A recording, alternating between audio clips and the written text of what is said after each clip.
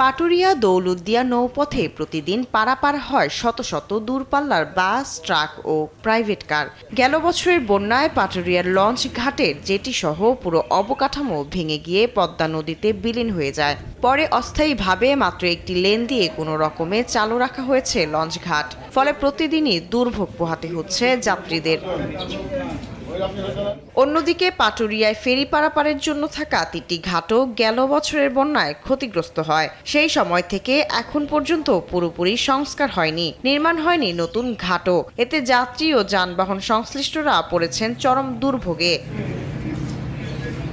ঈদযাত্রা শুরুর আর মাত্র কয়েকদিন বাকি। এর মধ্যেই সংস্কার কাজ না করা হলে দক্ষিণ পশ্চিমাঞ্চলে যাতায়াতকারী হাজার হাজার মানুষকে চরম ভোগান্তিতে পড়তে হতে পারে। ট্রাক গাড়িগুলো এইগুলোর জন্য খুব ভোগান্তি, তার কারণ এগুলো তো আমরা তো লোড মাল গাড়ি উঠতে পারি না।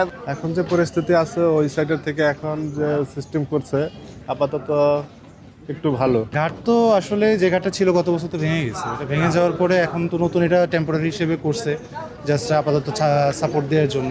ঢাকা থেকে এই রাস্তাতে চলাফেরা করি, লঞ্চ ঘাটটা আসলে তো ভেঙে গেছে, লঞ্চ ঘাটটা মেরামত করা উচিত। সামনে যাতে আরও মানে যাত্রীদের জন্য ভালো করে কোনো জেটির ব্যবস্থা করে দেওয়া হয়, এটি আমরা কামনা করি। ঘাটের বর্তমান অবস্থা যেরকমের দেখা যাচ্ছে আরও 1 বছর আগে থেকে এরকমের রয়েছে।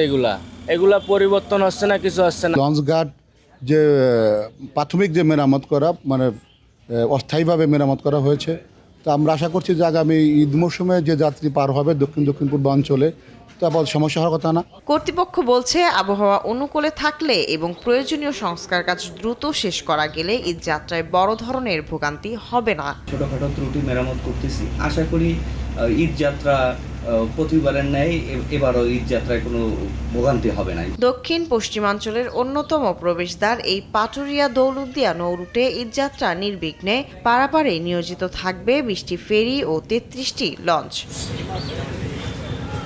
শায়লা খান, নিউজ ডেস্ক, দেশ টিভি।